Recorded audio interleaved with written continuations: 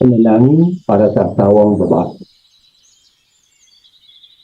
Ama namin nasa langit, lumalapit po ako sa iyo ngayon na may pusong puno ng pagmamahal at pasasalamat para sa aking asawa. Salamat po sa pagkakalagin niyo sa kanya sa aking buhay, sa kanyang lakas, sa kanyang kabaitan, at sa kanyang walang sawang pagmamahal. Panginoon, itinataas ko po siya sa iyo ngayon. Ipinagdarasal ko ang kanyang kalusugan, kapwa pisikal at emosyonal. Bigyan mo siya ng lakas upang harapin ang anumang hamon na darating sa kanyang buhay. Palibutan mo siya ng iyong kapayapaan at kaginhawaan at punuin mo siya ng kagalakan at pag-asa. Pagpalain mo siya ng iyong karunungan at pagkaunawa sa lahat ng kanyang mga desisyon.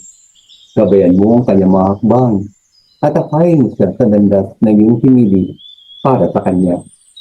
Naway madaban niya ang iyong presensya sa bawat sandali ng kanyang buhay.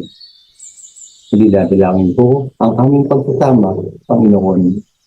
Patatagin mo ang ugnayan sa pagitan namin. Tulungan mo kaming lumago sa pagmamahalan at pag-uunawaan at suportahan ang isa't isa sa lahat ng mga tagumpay at kabiguan ng buhay.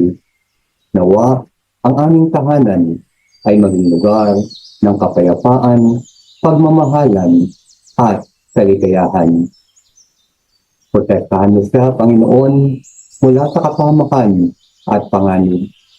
Ipagkaloob mo sa kanya ang kaligtasan at katiwasayan at panatiliin mo siyang malapit sa iyo sa lahat ng oras. Salamat po, Ama, sa pagdinig sa aking panalangin. Nagtitiwala ako sa iyong pagmamahal at sa iyong perfectong plano para sa kanyang buhay. Sa pangalan ni Jesus. Amen.